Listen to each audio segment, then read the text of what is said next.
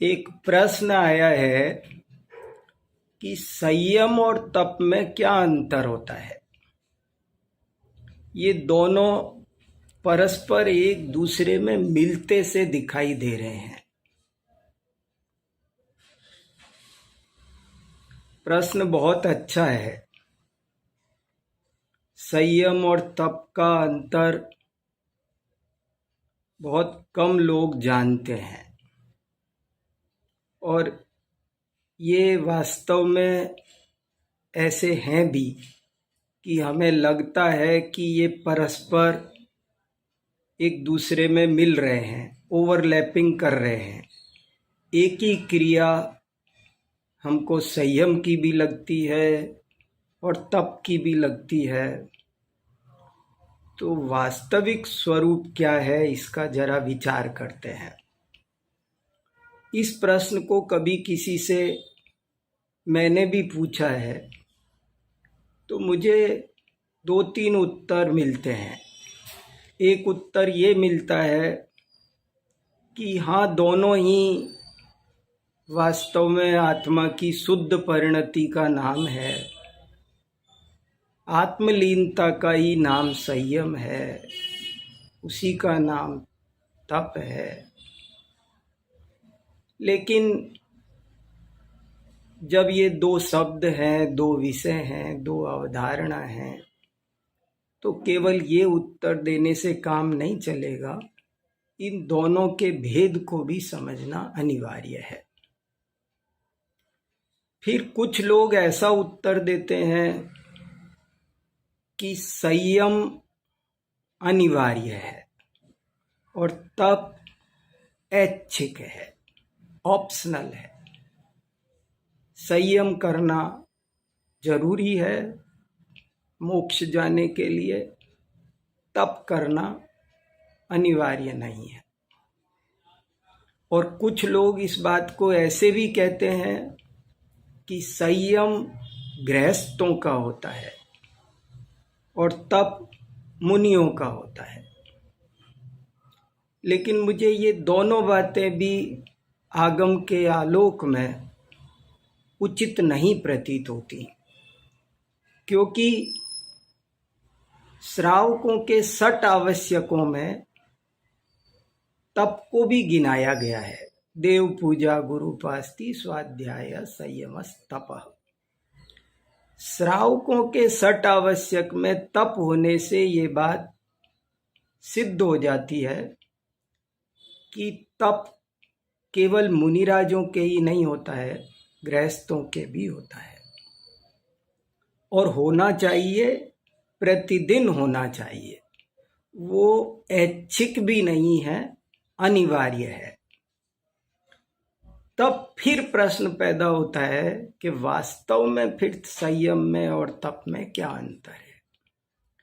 तो जरा हम शांति से इनकी परिभाषाओं पर ध्यान दें तो हमें इनका अंतर समझ में आ सकता है।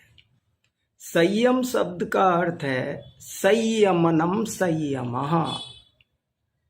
संयमन, नियमन, नियंत्रण का नाम संयम है। लेकिन तप इच्छा निरोधस तपः। इच्छाओं के नियमन का नाम, नियंत्रण का नाम संयम है और इच्छाओं के निरोध का नाम तप है। बस इसमें सब कुछ बात आ जाती है। दरअसल जब हम इच्छाओं को सीमित करते हैं, उन्हें एक दिशा देते हैं, उनको सुधारते हैं, बुरी से अच्छी करने लगते हैं, तो इसका नाम संयम है। लेकिन जब सर्व क्रियाओं का निरोध करते हैं तो उसका नाम तप है। संयम में गाड़ी चलती रहती है, बस धीरे चलती है, सावधानी से चलती है। लेकिन तप में गाड़ी रुक ही जाती है। संयम में सिर्फ गियर गिराया जाता है, लेकिन तप में पूरी तरह ब्रेक लगा दिया जाता है। संयम प्रवृत्ति प्रधान है, तप निवृत्ति प्रधान है। सावधानी से बोलना, हित मित प्रिय बोलना, ये संयम है, और बोलना ही नहीं ये तप है।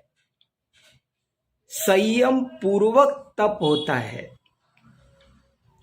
अभक्ष वस्तुओं का त्याग करना ये संयम है, लेकिन भक्ष का भी त्याग करना कभी कभी ये तप है। तो तप निवृत्ति प्रधान होने से बहुत अधिक महत्वपूर्ण है और मोक्ष का साक्षात कारण है। तपसा निर्जरा, तप से कर्मों की निर्जरा होती है।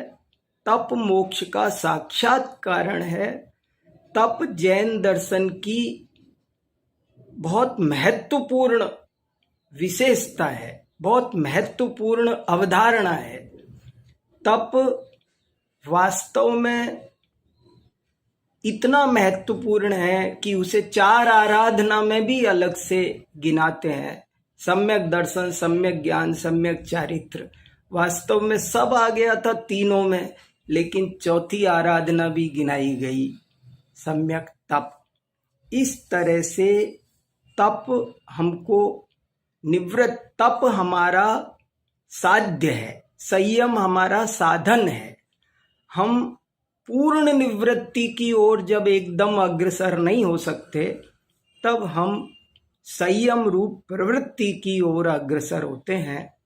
एक ही क्रिया संयम और तप की हो सकती है, उसका प्रवृत्ति अंश की प्रधानता होती है तो वो संयम कहलाती है, और निवृत्ति अंश की प्रधानता हो तो वो तप कहलाती है। इस तरह से संयम और तप का अंतर मेरी समझ में आ रहा है। यदि इसमें कुछ और विशेष बात समझ में आती हो या कहीं कोई स्खलन हो तो विद्वानों से मेरा निवेदन है कि वे इसमें संशोधन करने की कृपा करें। जय जिनेन्द्र।